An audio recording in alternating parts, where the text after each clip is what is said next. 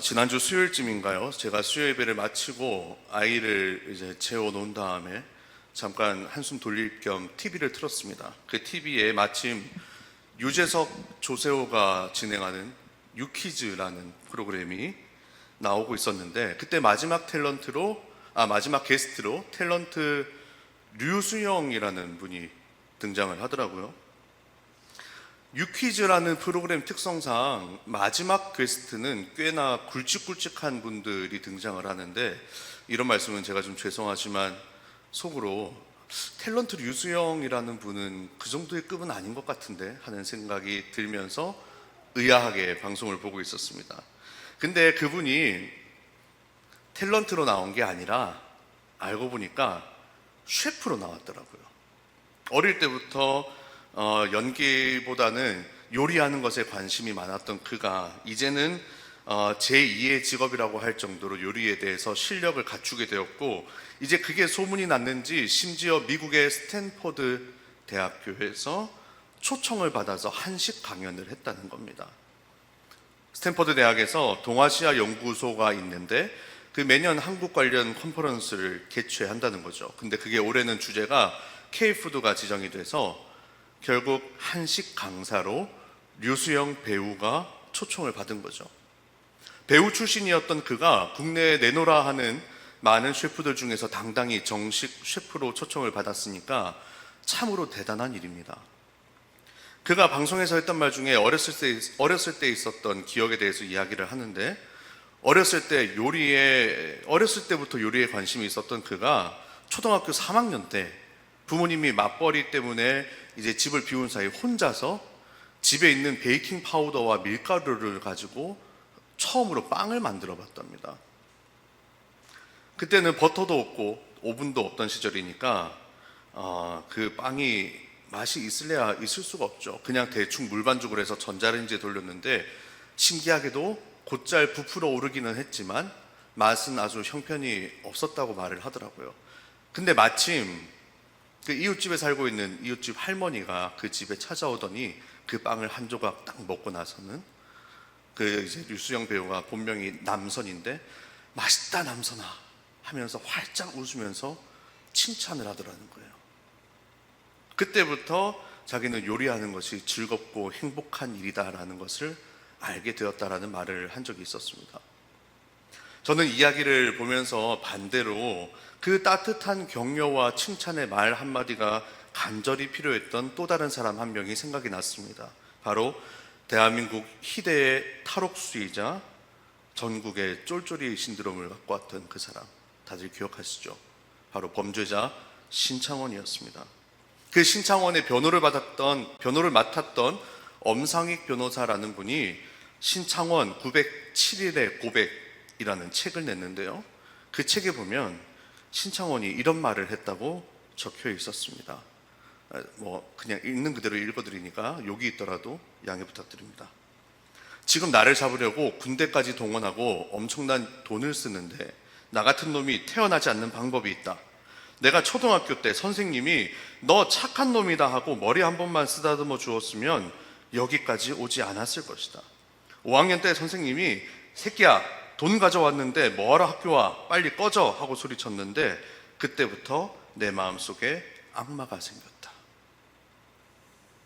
여러분, 한 인격체가 어릴 때부터 이 칭찬에 얼마나 목말라 하는지 어릴 때 들었던 그 말 한마디가 그 사람의 인생을 좌지우지한다는 겁니다.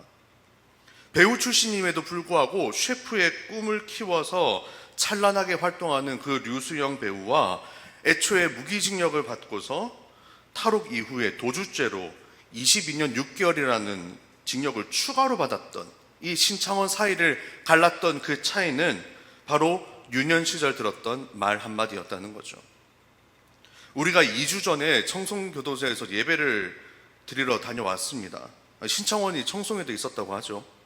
그때 우리가 기도해 주셨던 장로님께서 기도하러 나오시더니 한참을 훌쩍이면서 눈물을 삼키느라 기도를 시작을 못 하시는 거예요. 그러면서 기도하시기 전에 뭐라고 말씀하시냐면, 항상 이곳에 올 때마다 생각합니다. 여러분이 아니라 내가 그 자리에 있어야 하는데 미안합니다. 여러분, 이 말이 이해가 되십니까? 교도소에 죄수복을 입고 앉아있는 그 사람들과 말끔하게 정장을 차려입고 앉아서 가서 예배를 사회하고 있는 저의 차이가 과연 무엇이겠습니까? 저는 굉장히 선하고 그분들은 굉장히 악해서 그랬을까요? 아닙니다. 그 사이를 갈랐던 차이는 자라면서 칭찬 한마디를 듣고 자랐느냐 아니었느냐, 그 사소한 차이 아니겠습니까?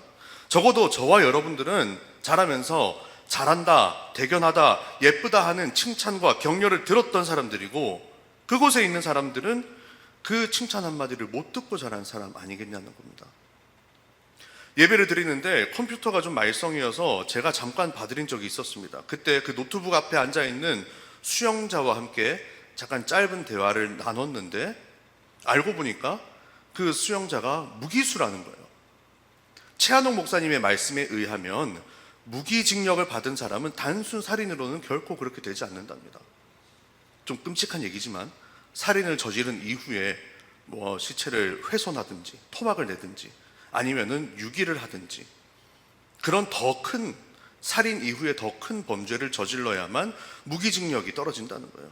근데 제가 그 청년, 20대 청년과 함께 이야기를 나누는데 전혀 그런 느낌을 받지 못했습니다. 그냥 사회에서나 아니면 교회에서나 일반적으로 만날 수 있는 평범한 청년이었어요. 만약 제가 그 사람과 같은 환경에 처해 있었다면 제가 그 자리에 앉아 있지 않으리란 보장이 있겠습니까? 우리 마음이 얼마나 연약한지요, 우리가 얼마나 시시각각 우리의 마음이 변하는지 모릅니다. 이 엄상익 변호사가 쓴 책에는 이런 내용도 등장합니다. 미국의 한 샌프란시스코의 학교에서 재밌는 실험을 했는데 선생님들 3명을 불러다 놓고 이렇게 이야기하는 거예요.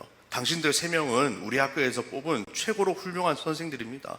가장 전문성 있고 훌륭한 분들인데 우리가 여러분과 함께 한 프로젝트를 해보려고 합니다. 가장 지능이 뛰어난 학생 90명을 선발해서 30명씩 한 반을 맡게 할 테니까 여러분들 그 학생들을 잘 지도해 주시기 바랍니다. 교장 선생님이 그렇게 말씀하셨는데 이 교장 선생님 말씀 거짓말이었어요. 가장 훌륭한 지도력을 갖춘 선생님 3분이 아니라 그냥 명부에서 알파벳 순서대로 그냥 무작위로 3명을 뽑았대요. 그 90명의 학생이 지능이 가장 뛰어나다는 것도 거짓말입니다. 그냥 아무렇게나 뽑아놓고 그 선생님들과 학생들을 같이 붙여놨는데 놀라운 일이 벌어지죠. 그 90명의 학생들이 그 지역에 있는 다른 학생들보다 학업 성취도가 20에서 30% 높게 나왔다는 겁니다. 이 실험 이후에 등장했던 심리학 용어가 바로 피그말리온 효과라고 하는 말입니다. 다른 사람들이 나를 존중하고 내게 기대하는 것을 보면서 그 기대에 부응하는 쪽으로 계속해서 노력하다 보면 실제로 어느 정도는 그렇게 될 수 있다는 거죠. 여러분, 우리 교회 안에 이런 말들이 좀 더 많이 오고 가야 되지 않겠습니까? 제가 지난 수요일에도 설교했지만 마지막 심판 때에 우리의 정죄의 기준이 되는 것은 다름 아닌 바로 우리 입술의 말입니다. 마태복음 12장 36절 37절 말씀입니다. 화면도 좀 띄워주시길 바랍니다. 내가 너희에게 이르노니 사람이 무슨 무익한 말을 하든지 심판날에 이에 대하여 신문을 받으리니 내 말로 의롭다함을 받고 내 말로 정죄함을 받으리라. 예수님께서 귀신 들려서 말 못하고 귀 먹은 자를 고쳐주셨을 때 바리새인들이 와서 말로 어떤 죄를 저지르냐면 그것이 성령의 능력이 아니라 바알세불의 능력을 힘입어서 예수가 저런 기적을 행했다, 그런 말을 했던 겁니다. 그래서 예수님께서 말씀하시기를 누구든지 성령을 회방하는 죄를 저지르는 자는 용서받지 못하는데 그 죄는 바로 입술로 짓는 죄이다. 그 입술의 말에 따라서 마지막 때에 의인 혹은 죄인으로 판결받게 될 것이다, 이렇게 말씀하신 거죠. 여러분, 제가 늘 말씀드리지만 진짜 성령 충만은 말을 예쁘게 잘하는 겁니다. 막 알아들을 수 없는 방언을 하고 눈을 뒤집으면서 기절했다가 천국에 갔다 왔다는 얘기도 하고, 그리고 무슨 신통한 예언을 경험하고 그리고 기적을 베푸는 그런 신비스러운 일이 성령 충만이 아니라 사람을 상처 주지 않는 말, 사람을 살리는 칭찬, 사람에게 힘을 주는 격려를 입술에 붙이는 것이 성령 충만이에요. 진심으로 바라기는 이런 일이 우리 교회 안에 좀 더 많아지기를 바랍니다. 요즘 교인들이 모여서 무슨 얘기합니까? 우리 교회는 이것 때문에 안 되고 저것 때문에 안 되고 이게 별로고 저게 별로고 하는 원망과 불평보다는 우리 교회는 이것도 좋고 저것도 좋고 우리 담임 목사님도 참 좋고 우리 박 목사님도 참 잘생겼고 이런 말들이 좀 더 많이 오고 가야 되지 않겠습니까? 감사합니다. 지금은 미국에 가 계시지만 우리 조청한 원로 목사님이요, 저 볼 때마다 하시는 말씀이 있습니다. 야, 박 목사 찬양할 때 음성이 참 좋아. 근데 이 목사님이 이제 연세를 드시니까 했던 말을 또 하고 하시는 거예요. 주일날 저를 볼 때마다 이 말씀을 하시는데 제가 이 말씀을 수십 번은 들은 것 같습니다. 근데 여러분, 제가 그 얘기를 듣는 게 지겨울까요? 안 지겨울까요? 네. 사람을 향한 신랄한 비판과 지적, 그것이 사람을 긴장하게 만들고 또 타락을 막는 데 효과는 있습니다. 그러나 진정 사람을 성장하게 만드는 것은 칭찬이 비판보다 더 효과적이라는 거죠.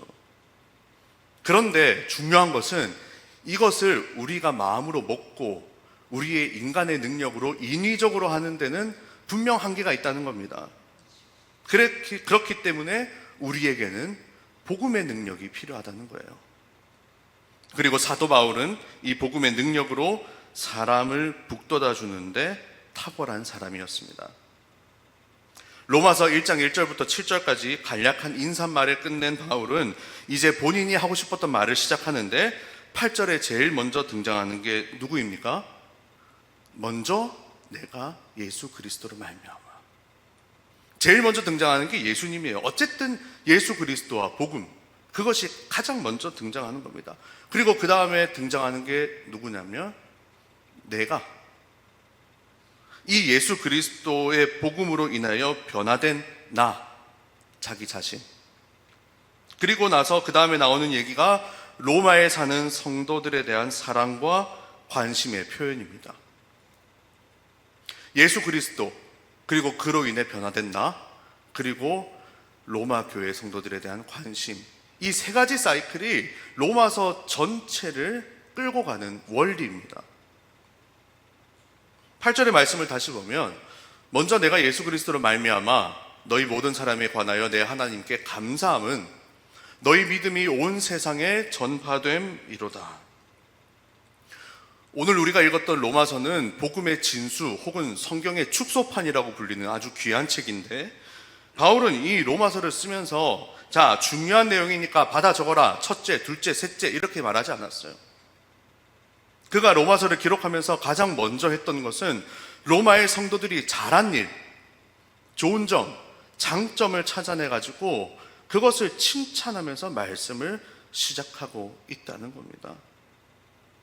너희 믿음이 온 세상에 전파됨이로다. 잘하고 있어. 이때까지 애썼어. 그 얘기로 지금 시작을 하는 거예요.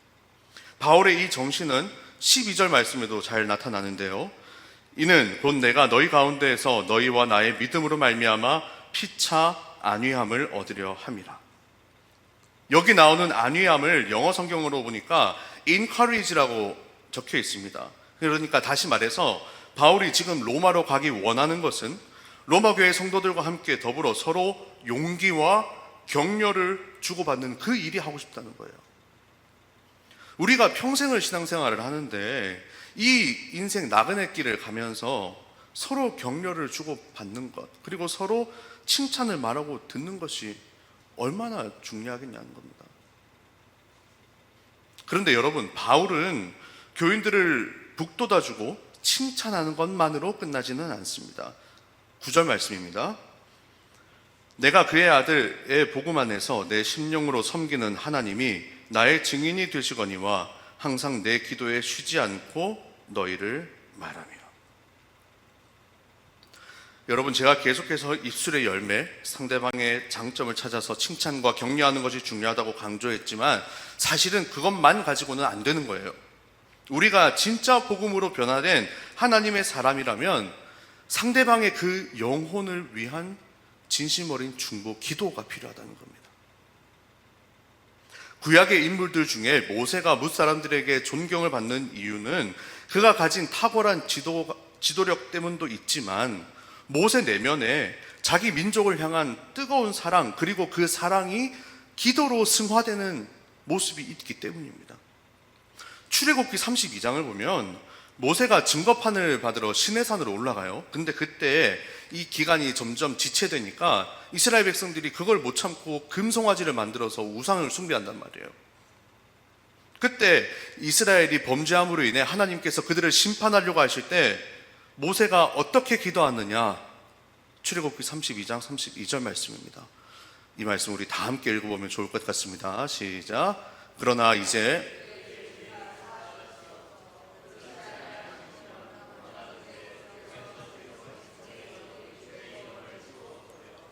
아멘. 모세가 하나님께 절규하는 기도가 뭡니까? 이제 범죄함으로 망하게 된 이 민족, 저는 다행히 택함받았고 구원받은 하나님의 사람의 반열에 가 있지만 내가 이 사람들을 나 몰라라 하지 않고 이 죄를 지은 사람들과 운명을 함께 하겠다는 겁니다. 하나님, 이 민족의 범죄를 용서해 주옵소서.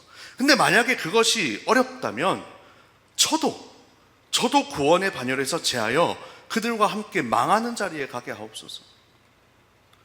여러분은 이런 기도 하나님께 드릴 수 있습니까? 저와 여러분들이 모두 반성해야 되는 게 바로 이겁니다. 지금 한국교회가 다 병들었다는 말 하죠. 목사들이 돈만 밝히고 성도들이 위선자 같은 삶을 살고 있다고 말합니다.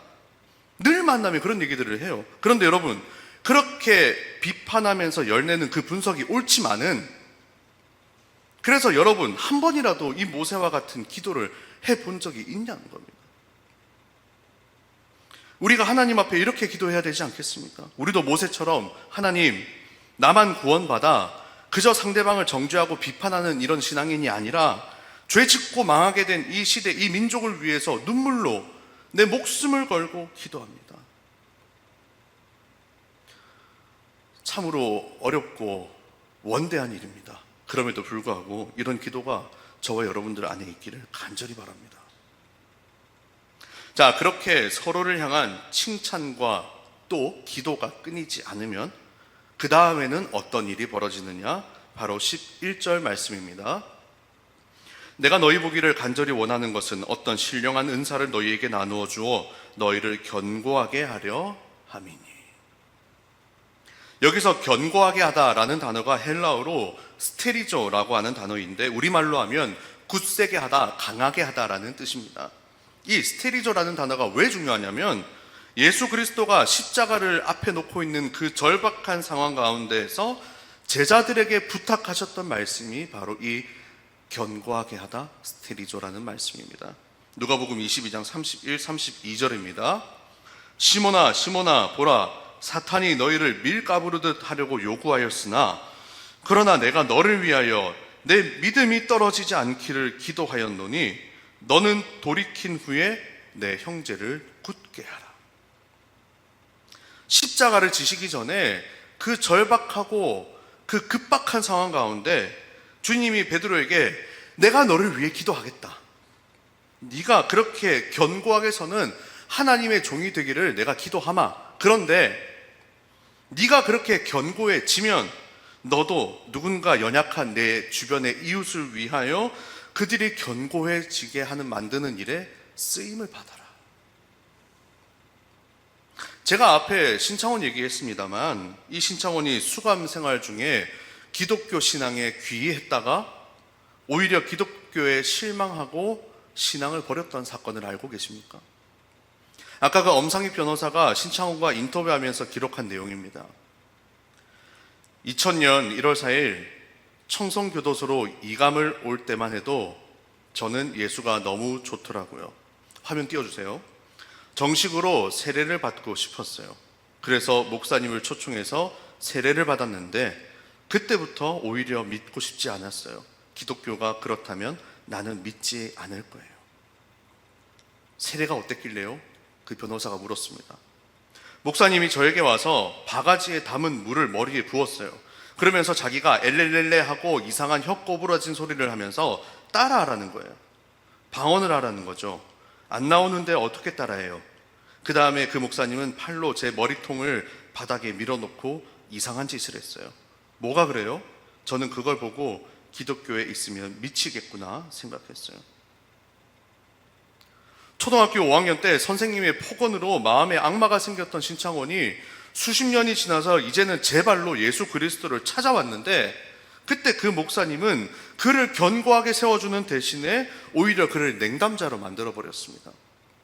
그에게 진정 필요했던 것은 어떤 신비적인 의식이 아니라 예수 그리스도의 사랑을 전해주는 따뜻한 말 한마디였을 겁니다.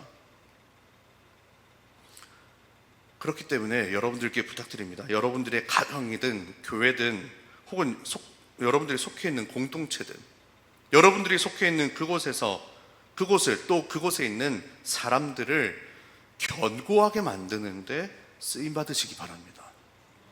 그리고 그곳에 진정 필요한 것이 무엇인가 지혜를 달라고 하나님께 기도할 수 있기를 바랍니다. 자, 그렇게 서로를 향한 칭찬과 격려, 그리고 그를 어린 진심 어린 기도, 그래서 공동체가 견고하게 세워지면요, 그 다음 마지막으로 나타나는 게 바로 이겁니다. 본문 13절 말씀입니다. 형제들아, 내가 여러 번 너희에게 가고자 한 것을 너희가 모르기를 원하지 아니하노니 이는 너희 중에서도 다른 이방인 중에서와 같이 열매를 맺게 하려 함이로되. 열매를 맺는 것, 그것이 바울이 로마 교회 교인들에게 원하던 일이었고 우리 신앙인들의 최종 목표입니다. 성령의 열매, 신앙의 아름다운 열매를 맺어가는 것, 그리고 그 열매를 맺기 위해서 제일 처음 우리가 해야 하는 것, 바로 앞서 말씀드린 서로를 향한 격려와 칭찬, 그리고 그것으로 인해서 피차 안위함, 나도 너도 우리 모두가 주님 안에서 서로 용기를 얻고 힘을 얻는 피차 안위함을 얻는 것, 바로 그것입니다. 그것이 바로 복음의 능력입니다. 서로를 향해서 조금만 마음을 내어주시면 좋을 것 같아요. 제가 교회 생활하면서 참 많은 사람들 만나지 않습니까? 그러면서 늘 느끼는 게 이겁니다. 참 사람의 마음은 나와 같지 않구나. 내가 생각하는 것 같지 않구나. 그래서 마음이 힘들 때도 분명히 있습니다. 그렇지만 오히려 다행인 게요, 많은 것들을 보고 배우면서 제가 성장할 수 있거든요. 근데 이런 일이 가능하려면 내 마음에 여유가 있어야 됩니다. 나와 같지 않은 사람들을 보면서 화내고 스트레스 받는 게 아니라 그들을 받아들일 수 있는 마음의 공간이 필요하다는 거예요.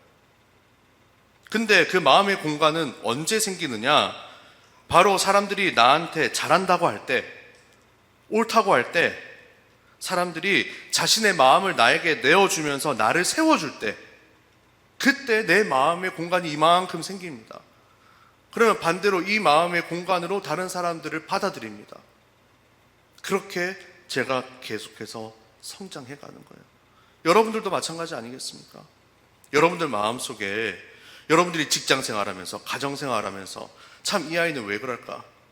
저희 어머니 지금 이 자리에 와 계시지만 어제 밤에 잠깐 얘기하는데 저랑 저희 동생 아들 딸들 키우면서 정말로 말 그대로 이 복장이 터지는 일들이 있답니다.